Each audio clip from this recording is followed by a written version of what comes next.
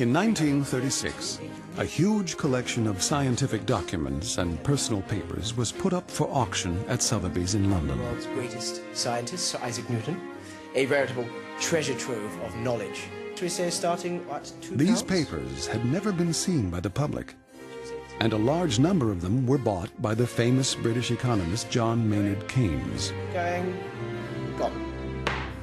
Many were written in secret code, and for 6 years Keynes struggled to decipher them. He hoped they would reveal the private thoughts of the man who invented a new branch of math called calculus, figured out the composition of light, and gave us the laws of gravity and motion which govern the universe. The man who is considered the founder of modern science, Sir Isaac Newton. Newton ushered in an age, the Newtonian age, and it was premised on the concept that everything, virtually in the universe, was amenable to scientific understanding. Newton's work has a beauty and a simplicity and an elegance that makes it the greatest work of science ever done. But what Keynes found shattered his image of Isaac Newton. For in these manuscripts, Keynes discovered an Isaac Newton unknown to the rest of the world. An Isaac Newton who seemed obsessed with religion and devoted to the occult. He is known today as a sort of a high priest of the age of reason. But this is a misconstruction of Newton. The modern interpretation of Newton is about as far as could possibly be from what Newton himself thought. On the one hand, we can recognize him as a scientist, but on the other hand, he's pursuing an activity which we now label as a pseudoscience. Now, scientists and historians are trying to reconcile the Isaac Newton they thought they knew with the Isaac Newton they're discovering in his private papers. Our project now must be to see Newton the way that Newton was, rather than trying to see Newton the way we want him to be. What are these mysterious documents revealing about one of the greatest scientists ever? Newton's dark secrets, right now on Nova.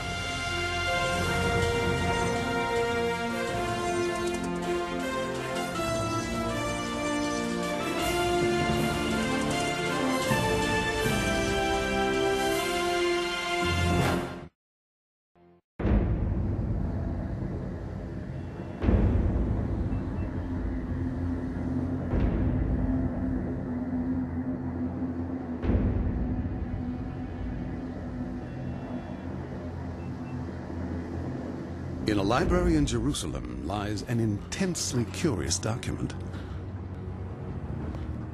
It was written about 300 years ago, and only a handful of scholars have ever examined it.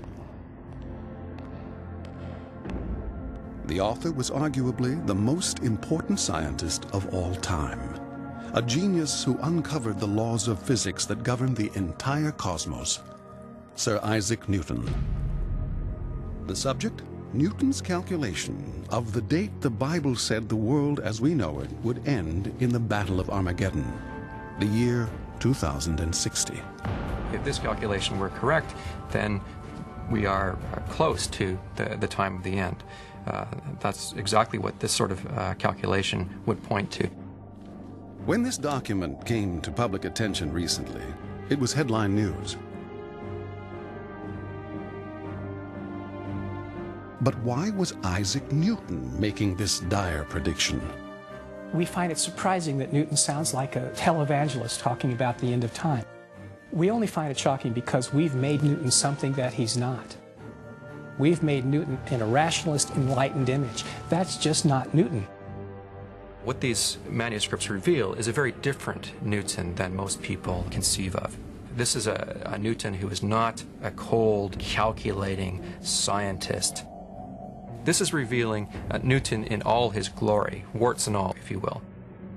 So who was the real Isaac Newton? On a small farm in rural England called Woolsthorpe, the conflicted life of Isaac Newton began in 1642.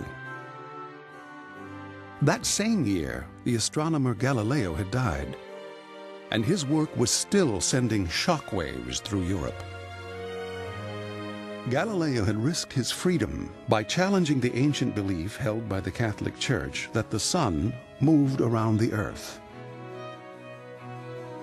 Based not on faith but observation, he confirmed the Earth was just one of several planets orbiting the Sun. It was the dawn of the scientific revolution, an age when science and reason would redefine the world. There was a sense of a whole new era.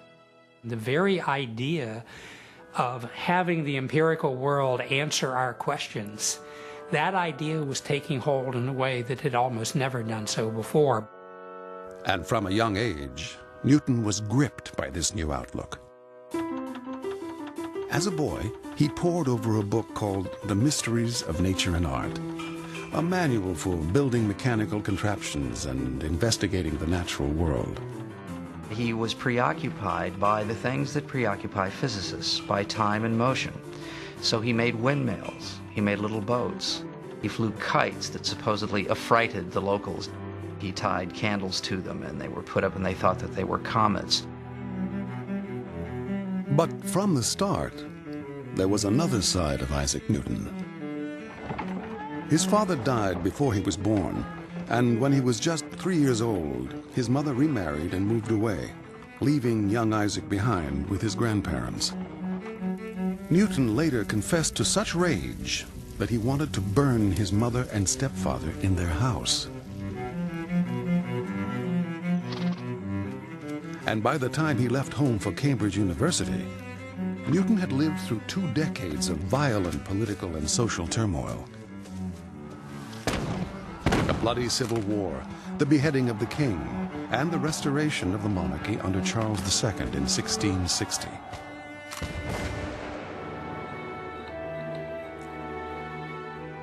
At Cambridge, Newton buried himself in his studies. Truth is the offspring of silence and unbroken meditation. He didn't go anywhere. I mean, he rarely traveled. He never went to the continent. He was that insular. I mean, he stayed in his rooms. He worked 7 days a week, 18 hours a day, and he pushed himself, drove himself. He had a library of his own that had about 1,600 or 1,800 volumes, but it was very much a world that came to him through printed matter or through manuscripts from others. The decadent atmosphere of Cambridge was something the reclusive young Newton wanted no part of. It was a time, particularly after the restoration of Charles II, it was a time of great fun and frolicking, and I think Newton would have been dismayed by many of the antics of his fellow students, drinking, going after bad young women in local villages.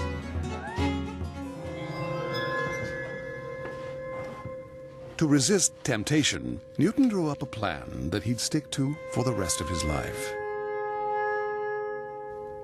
The way to chastity is not to struggle directly with incontinent thoughts, but to avert she thoughts by some employment, or by reading, or meditating on other things, or by converse. For he that's always thinking of chastity will be always thinking of women. He's a very silent, thoughtful young man who, I suppose, looks as though he's utterly tedious from the outside. There's no evidence, I think, that anyone liked him at all, apart from his friend John Wickens. John Wickens was another Cambridge student. He and Newton became roommates after both grew unhappy living with students who put pleasure before work. They have a very peculiar relationship because Wickens is somebody who is of a higher status than Newton at Trinity and seems to have become Newton's amanuensis, i.e. his secretary, over the following 20 years. But they must have been very close. They lived in the same rooms for 20 years. As a student, Newton devoured the latest scientific ideas. It was widely accepted by this time that the planets orbit the sun. But now the question was, how did the planets move? What held them in their orbits? The most popular theory came from the French philosopher René Descartes, who thought of the universe as a giant machine, like a clock. Descartes said everything, Even the orbits of planets could be explained simply as the physical interactions of parts of this machine. But Newton had trouble accepting this view of nature. Newton's a very smart guy, and he became convinced that the only types of statements that are acceptable are ones which you could, to put it bluntly, test in the laboratory. But just as Newton was probing the limits of Descartes, the plague struck England. Thousands died every week. The university closed, and Newton returned home to avoid infection. And it was here, in the apple orchard just outside the family home, that the legend of Isaac Newton was born. The story, of course, is that he's lying in the garden there, and instead of thinking about girls, he's thinking about the moon and how it goes around the earth and so on. And an apple falls, and the story goes as bang, he suddenly has the idea that the same thing that's making the apple fall is what's holding the moon in its orbit. Newton told this tale himself in his old age, claiming that with the fall of that apple, he realized that what held the planets in orbit was not a physical mechanism like Descartes' clockwork, but an invisible force he called gravity. And he was convinced that the force pulling apples down to Earth and keeping the moon in orbit around the Earth were one and the same. He stayed up late in the evening, calculating the strength of that force by the light of the fire. But when the numbers didn't quite work out, he put the idea aside. Or so the fable goes. I doubt that an apple was what stimulated him to get the idea. It's almost certainly an apocryphal story. Yeah, I don't think it's even known whether it ever happened. I'm extremely skeptical about the role of fruit in Newton's life. But there is no doubt that the motion of objects like apples and the moon captivated Newton at this time. The Italian scientist Galileo had proved in a famous experiment on motion that all objects falling to Earth pick up speed or accelerate downwards at the same rate, regardless of their mass. And finding the average speed of a falling object was a straightforward process. For example, if you want to find the average speed of an apple falling from a tree, all you have to do is divide the distance the apple travels by the time it takes the apple to fall.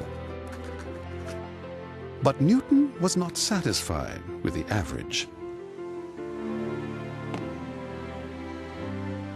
What would be the speed of an apple which is constantly accelerating at every point along the way? What would the apple's velocity be halfway to the ground? To find out, you can measure the apple's average speed over smaller and smaller periods of time. The shorter the time interval, the closer you get to knowing the apple's speed at that moment.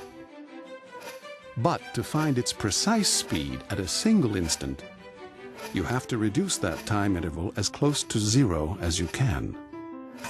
Newton invented a way to make that time interval infinitesimally small. What is infinitesimally small? That is smaller than any number that you can think of. It's not zero, but it is smaller than any number that you can think of. For the first time, it was possible to calculate quantities that are constantly changing, like the speed of a falling apple at any particular moment, or how a planet's position changes over time. With this technique, Newton invented an entirely new branch of math called calculus. And that changed all of science, of course. The whole way of looking at the world changed because of calculus, yeah. Calculus was a quantitative understanding of the way things change. Not just velocity, but in physics, in chemistry, even in populations. How fast is a population changing over time? This mathematical framework becomes the language in which modern science is formulated.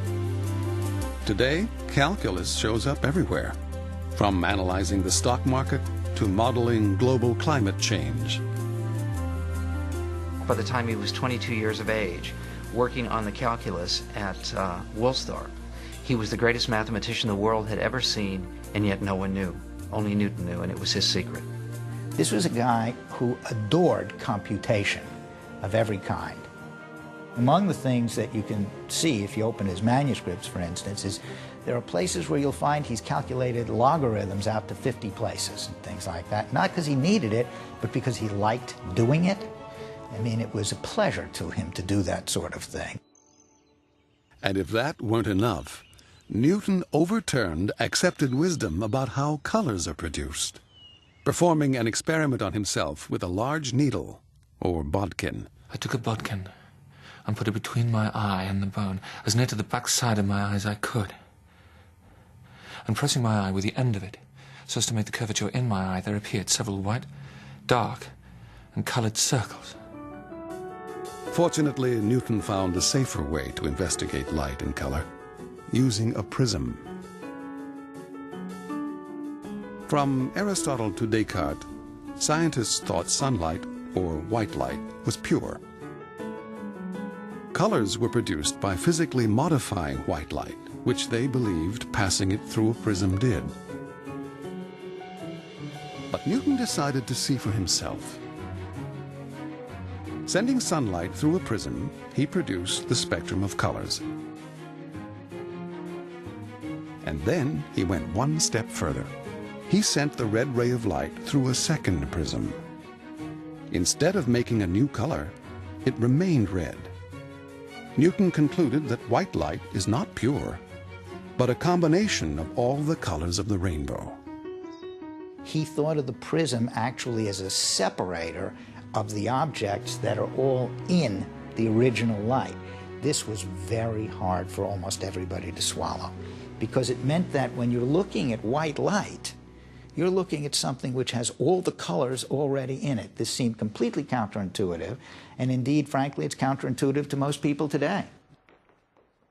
Only 25 years old, Newton had made some of the most stunning breakthroughs in the history of science.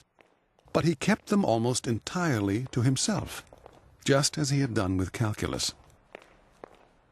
After the plague subsided, he returned to Cambridge, where he worked his way up to an appointment as the Lucasian Professor of Mathematics, the position held by Stephen Hawking today.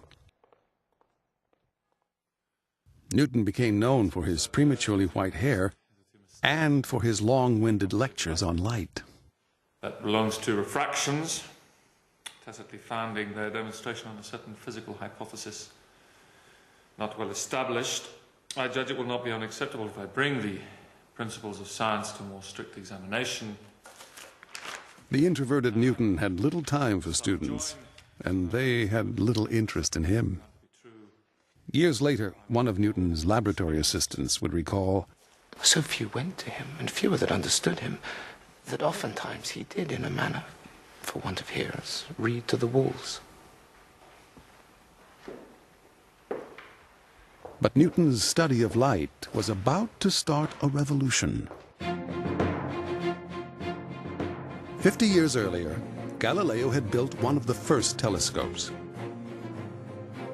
It used glass lenses to gather light from distant objects and focus it for the observer. But this kind of telescope had a problem.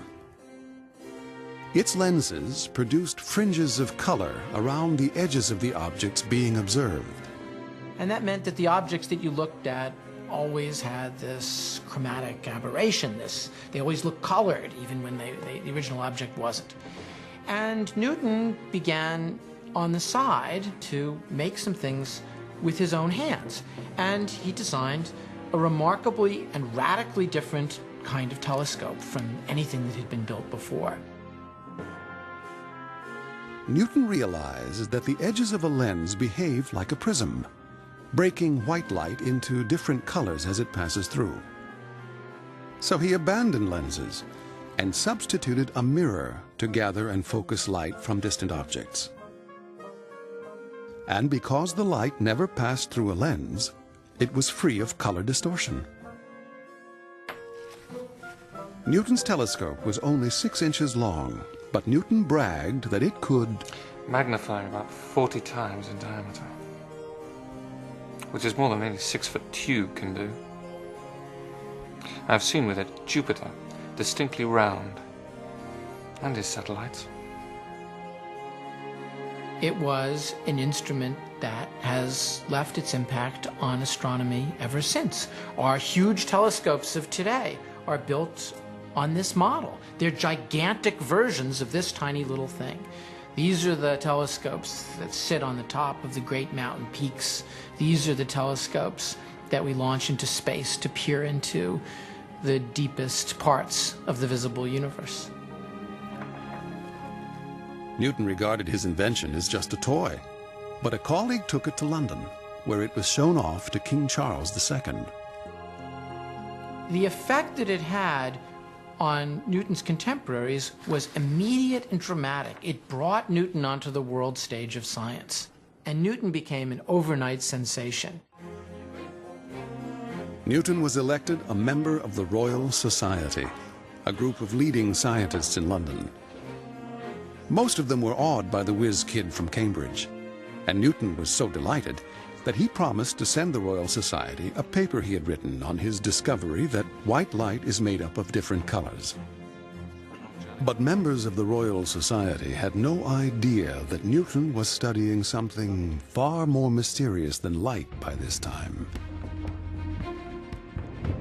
His private notebooks reveal that the same year he became a professor at Cambridge, he bought 2 furnaces, an assortment of chemicals, and a strange set of books.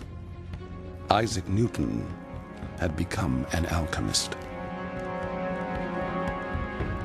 Alchemy is an ancient and secret practice with roots in the Middle East. By carrying out lengthy and complex chemical procedures, alchemists tried to produce a magical substance called the Philosopher's Stone.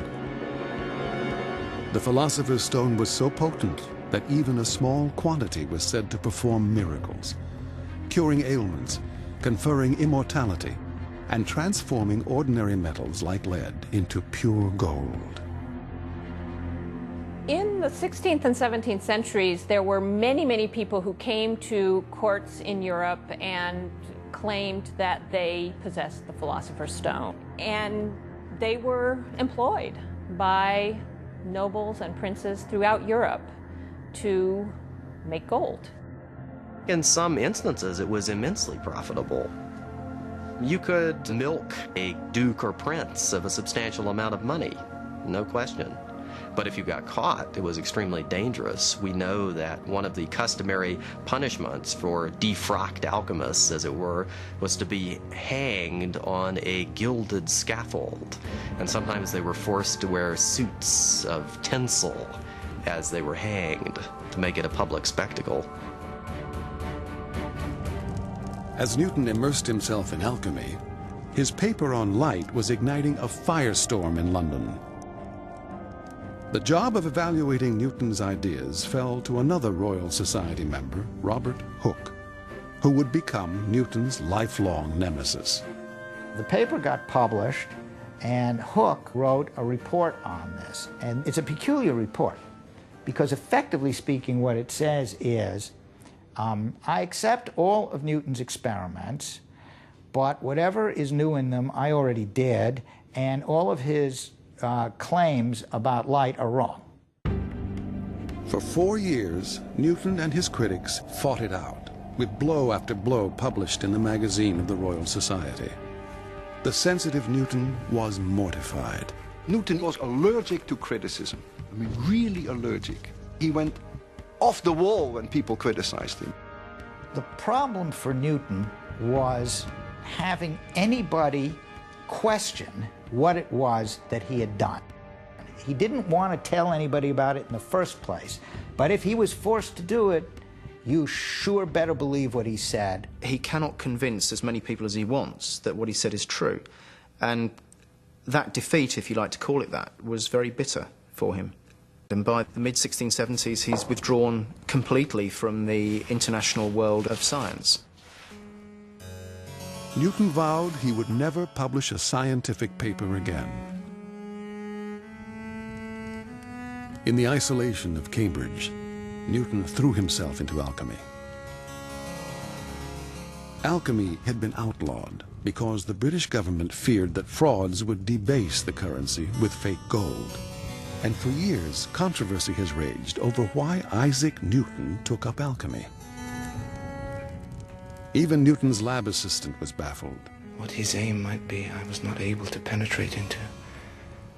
But his pains, his diligence, as those times made me think, he aimed at something far beyond the reach of human art and industry. In the past, many scholars dismissed Newton's alchemy as scientifically worthless. But now, they're taking a second look. To find out what Newton was really up to, Bill Newman has begun deciphering Newton's coded recipes and recreating alchemical experiments Newton did 300 years ago. If we want to figure out what's going on in these laboratory notebooks, that's the way to do it. Actually try the experiments and see what happens.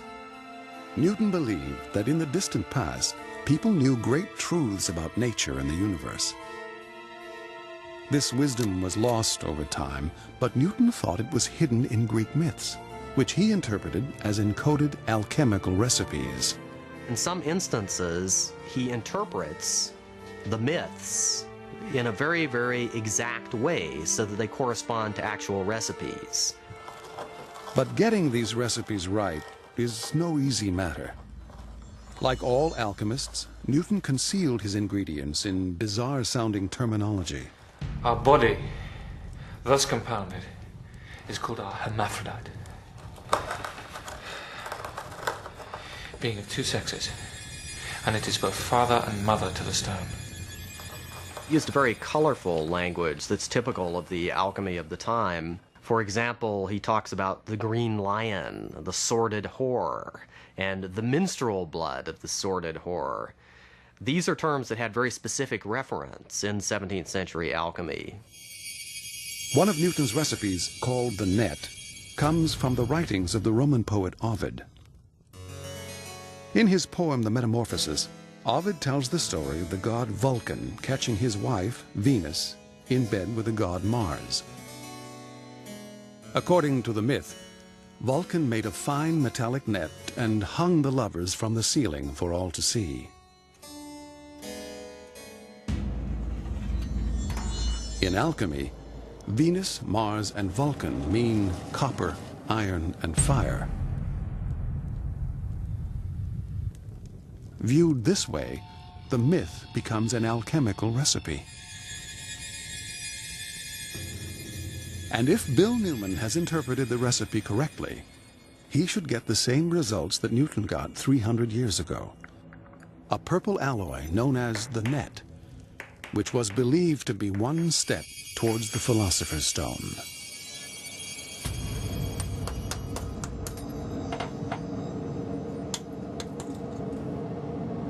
Behold, the net. It worked. A purple alloy with a striated net-like surface.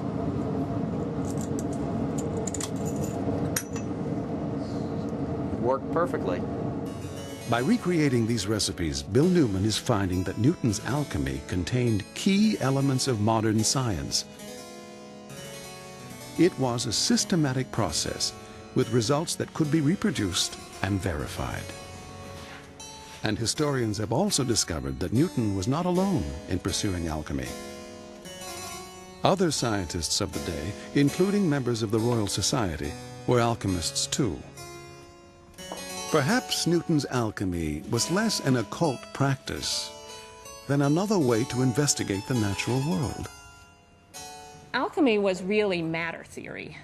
Alchemy was a science which pursued the most basic questions of what is the earth, what is all of the universe made up of, what are the components of matter. There was a profound element to the practice of alchemy which really makes it deserving of being called early modern chemistry. He's not a madman playing around with strange spirituous substances. He's trying to actually figure out how to change material particles around to get one thing out of something else, and that's not so weird. Newton's alchemy came as a surprise when it was discovered in the papers bought by the economist John Maynard Keynes in 1936. But other manuscripts now housed in Jerusalem contained an even greater surprise. For most of his life, Newton held a dangerous secret. As a fellow at Trinity College, he was required to become a minister in the Church of England. But this was something he violently opposed. Newton became convinced that the central doctrine of Christianity, the Trinity, or the idea that Father, Son, and Holy Spirit were all equally divine, was not true. The more ancient Christian texts he read, the more he believed Christ was the Son of God, but not God's equal.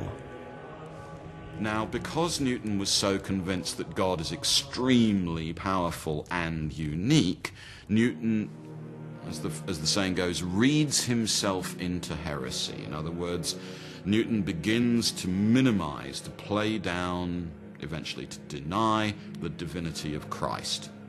And Newton comes to the conclusion very early on that the Trinity is a blasphemy on the first commandment, because the first commandment says that thou shalt have no other gods before me, and the worship of the Father, Son, and Holy Ghost, from Newton's point of view, is a heresy. But denying the Trinity was illegal, and Newton was risking everything by holding these beliefs. If Newton had been exposed while he was at Cambridge as an anti-Trinitarian, his career would have been over. He would have been ostracized. It's almost certain that it wouldn't have involved being put to death, but definitely prison would have been one possibility. Newton was eventually excused from becoming a minister, but he wrote more about theology and alchemy than science and math combined. Only recently made available to the public at the National Library in Jerusalem, these documents are now revealing that for Newton, religion and science were inseparable, two parts of the same lifelong quest to understand the universe. Newton himself wanted to design a universe in which God was absolutely present and absolutely powerful. There's an enormous irony there. In the 18th century, gangs of interpreters, most of them French, will take the God out of Newton's world. It's a very common image of what the Newtonian world was, that it was soulless, that it was mechanical, that it really wasn't theologically motivated at all. Now, ironically, that's very anti-Newtonian, because Newton argued that God had to be present. You couldn't read him out of the universe. The most beautiful system of the sun, planets, and comets could only proceed from the counsel and dominion of an intelligent and powerful being. Newton owned more than 30 Bibles, and he examined them as rigorously as he did the natural world. Correlating biblical passages with astronomical information, he redated ancient history, drawing up elaborate charts and chronologies that show civilization starting around 980 BC. I have hundreds and hundreds of pages of computations and workings and reworkings where he tries to probe this over a period of close to 30 years. Time and time again, he'll come back to it, calculating and recalculating, trying to make it work just the way he tried to make his theories of light work. With the same fervor that he brought to science and math, Newton also combed the Bible for keys to the future.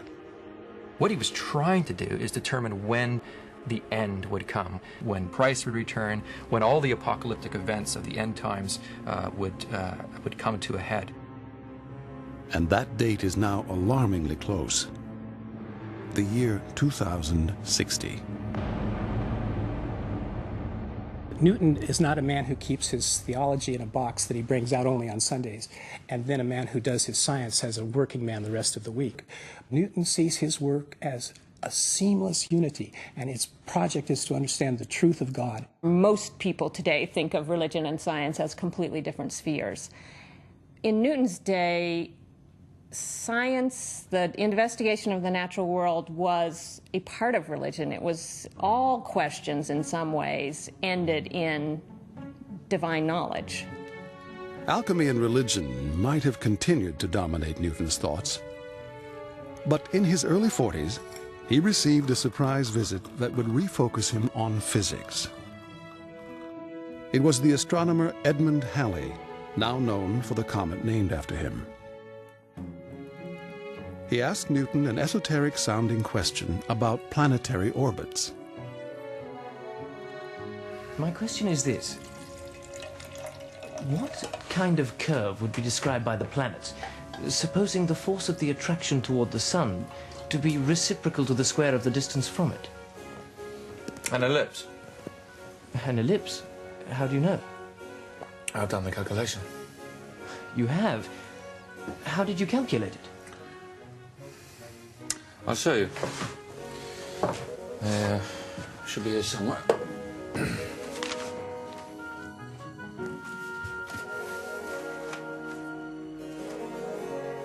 Don't worry, I will redo the calculations. I'll send you a copy. Halley's question would change science forever. Through years of observation, scientists had discovered that the planets move around the sun not in perfect circles, but in slightly elongated elliptical orbits. But no one could explain why.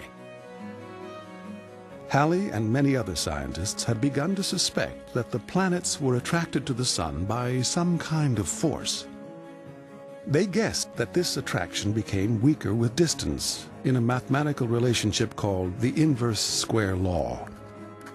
For example, the inverse square law says that if a planet is twice as far from the sun, the gravitational attraction it feels is 4 times weaker. But no one had been able to prove this resulted in elliptical orbits. Several months later, Halley received a paper from Newton. It was Newton's mathematical proof that a planet obeying the inverse square law of gravity must travel in an elliptical orbit. Newton may have used calculus to arrive at this, but he had not published this new form of math, and his proof was written in the traditional language of Euclidean geometry. But Newton wanted more than a mathematical proof. He wanted to know how the planets moved through space. For the next 18 months, Newton worked on this question day and night. He barely ate. He barely slept. And he saw no one.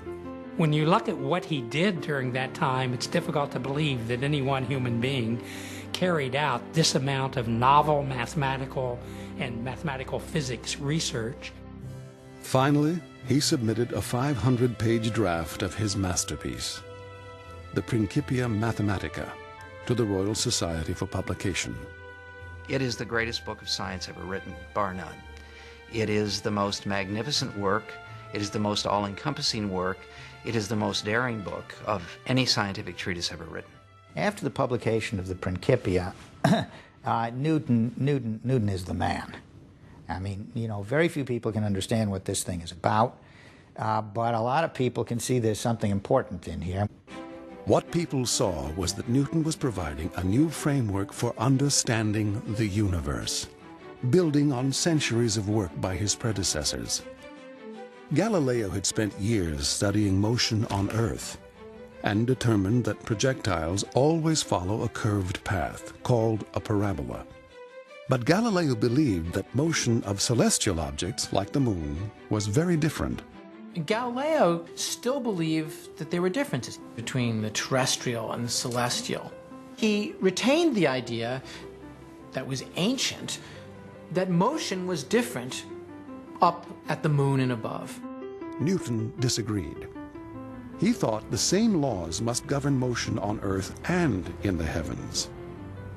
To demonstrate this, he would have to devise a set of laws so powerful they could explain motion everywhere. He began the Principia with a set of ground rules, 5, 4, his famous 3 laws of motion. 1. An object in motion will remain in motion forever, unless acted on by an external force. An object's rate of acceleration is proportional to the force exerted on it. And for every action, there is an equal and opposite reaction. These laws allow scientists to make such accurate predictions about how objects move that they are still used today, to send rockets into space and explore other worlds. But explaining the orbits of the planets required another ingredient. This brought Newton back to the work he had begun 20 years earlier on gravity. To show how gravity works on Earth and in the skies, Newton designed a thought experiment. He imagined firing a cannon from the top of an extremely tall mountain. From his first law of motion, he knew the cannonball would travel in a straight line at a constant speed forever. But gravity pulls the ball downward. If its speed is low, the cannonball hits the Earth near the mountain. The higher the speed, the farther away the ball lands.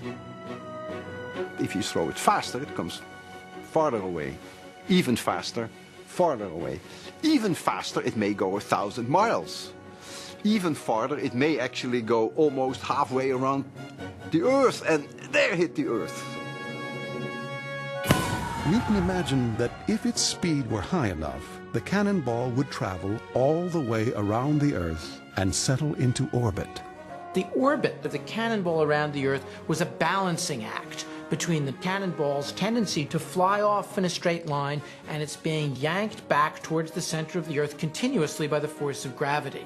So in Newton's picture of the world, there were two things. The natural tendency of an object to travel in a straight line, which was true on Earth or in space or anywhere, and there was the attraction of gravity, which was true on the surface of the Earth, and it was true up in space.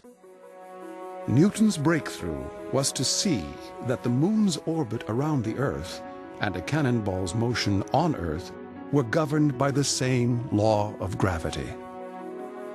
That is a beautiful way of persuading you, me, and probably his colleagues that cannonballs falling to the Earth and the moon falling to the Earth is one and the same law of physics, gravity. The moment that he realized that, almost everything else follows from that. Newton reasoned that if gravity governed motion on the Earth and the moon, why not on Jupiter and its moons, which he had seen with his reflecting telescope? Why not the entire solar system? In a bold leap, Newton proclaimed that this invisible force operates everywhere in the universe. It's an incredible leap. It's beyond anything anybody had imagined at the time. Newton called it the universal law of gravitation, and he wrote it in one simple mathematical equation. It's so important because it really tells us how nature operates in a fundamentally new way. Newton is saying the same thing that is going on in the heavens is going on Earth, and vice versa. It gives us a guidebook to answering the age-old question of what causes the rise and fall of the tides. It gives us answers to the orbits of the planets and their positions. It's a tremendous act of intellectual triumph, one of the great keystone, cornerstone pieces of our intellectual heritage. It was a total revolution. The universal law of gravity was a complete revolution the way that we think about the world, the solar system, therefore the universe, whatever the size of the universe was in those days, and therefore the way we think about ourselves. The Principia showed a promise that gravity by itself could account for virtually all the motions we know of in our planetary system. And the rest of science to this day has built off of that foundation. Newton turned out to be more correct about that than he could possibly have been confident of. But Newton was not able to enjoy his success for long. As soon as the Principia was published, Newton's old rival, Robert Hooke, claimed he had come up with some of the key ideas first. And later, Others attacked it because Newton did not explain what gravity is, just how to calculate its strength. Newton himself didn't understand it. How can this object attract this object? There's nothing in between them. That seemed to them as going back to some sort of an occult philosophy. In fact, some think Newton's idea of gravity was related to the occult practice of alchemy.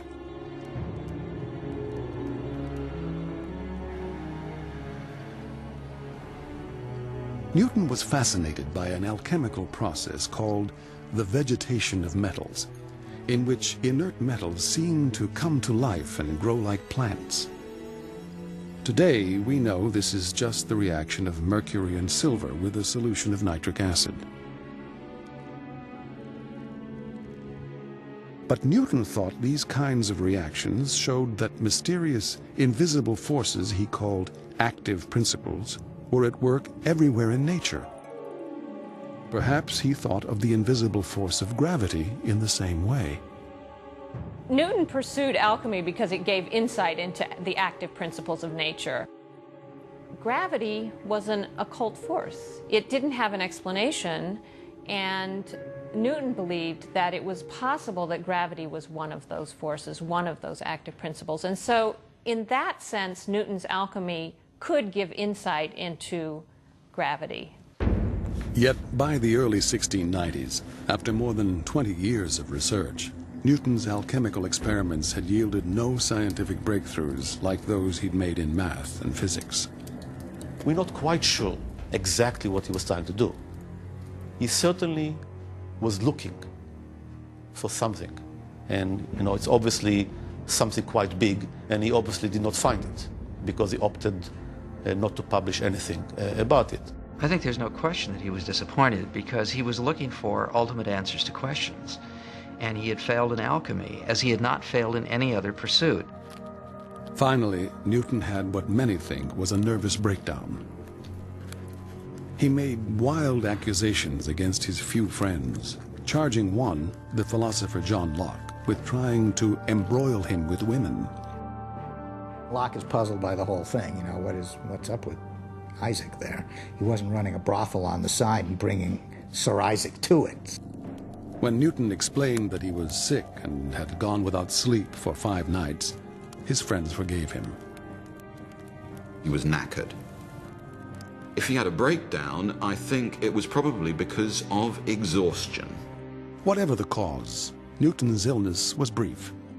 Within a few months, he seemed to have regained his composure.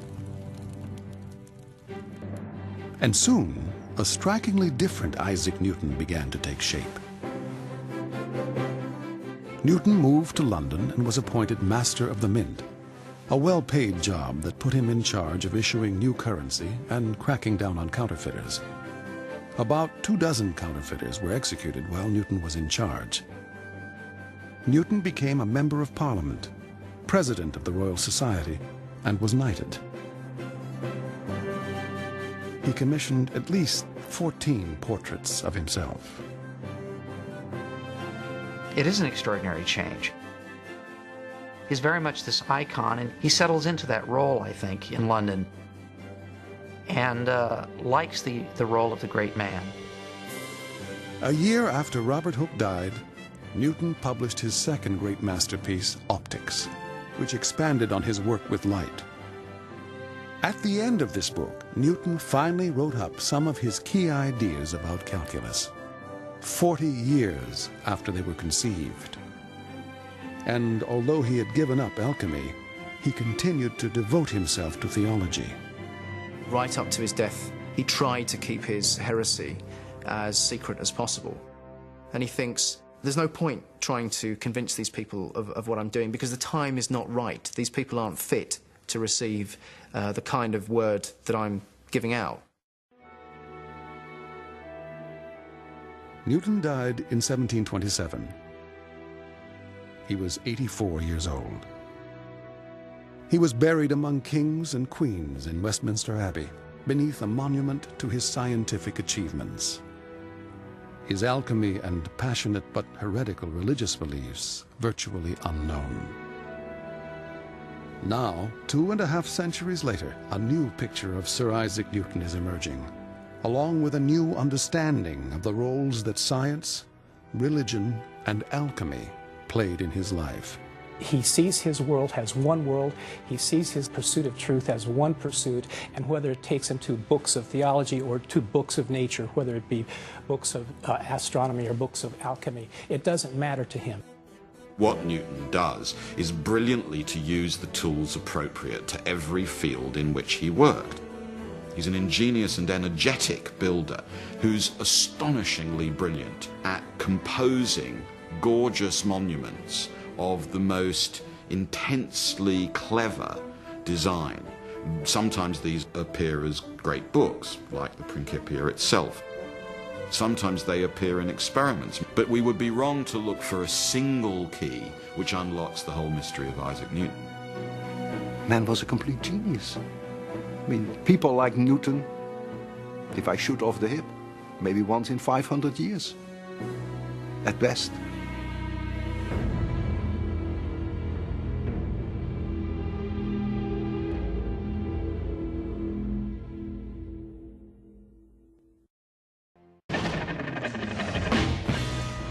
I'm Neil deGrasse Tyson, your host for Nova Science Now. Did you know that there are more stars in the universe than there are grains of sand in all the world's beaches? Did you know that more than half the oxygen we breathe is produced by life in the ocean?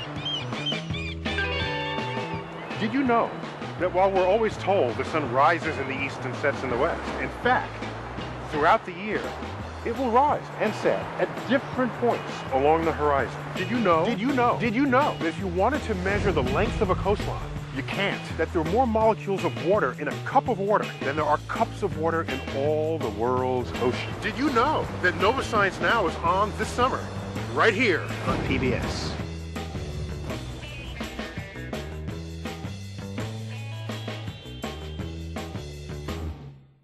Nova is a production of WGBH Boston.